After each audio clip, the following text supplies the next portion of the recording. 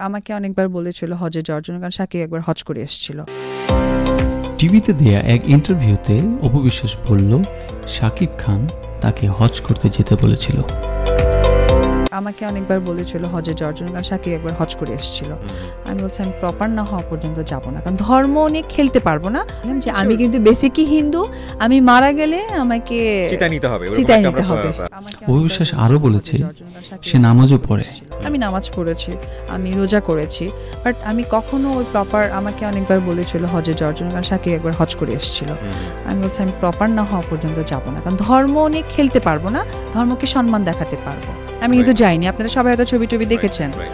তারপর উমরা করে আসছে, আমাকে উমরা করতে বলেছিল। আমি বলছি না, আমাকে খাতা কলমে যা আছে সেটা প্রপারলি করো, okay I have to, otherwise না। আলটিমেটলি যখন আমার কাছে মনে হলো যে এখন আমার বলা উচিত, আর নো ওয়ে, বিকজ আমি আর কোনো অপশন নিজেকে রাখতে চাই না, তো তখনই আমি আমার অরিজিনাল ধর্মটা দর্শক মানে সবার কাছে আমি জানিয়ে দিলাম যে আমি কিন্তু বেসিকই হিন্দু, আমি মারা গেলে আমাকে চিতায় নিতে হবে।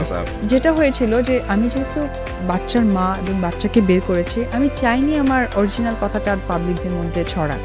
যদি আমাদের মধ্যে সবকিছু আবার মিক্স ম্যাচ হয়ে যায়, তাহলে আমি ওইভাবেই চলবে। এবং তখন হয়তো বা আমার মনের অভিব্যক্তি ছিল যে আমি ওকে বলবো যে এখনো যেহেতু হয়নি, তুমি কাগজে কলমে বা তোমাদের ওয়েতে কি হয় সেটা আমাকে করিয়ে নাও।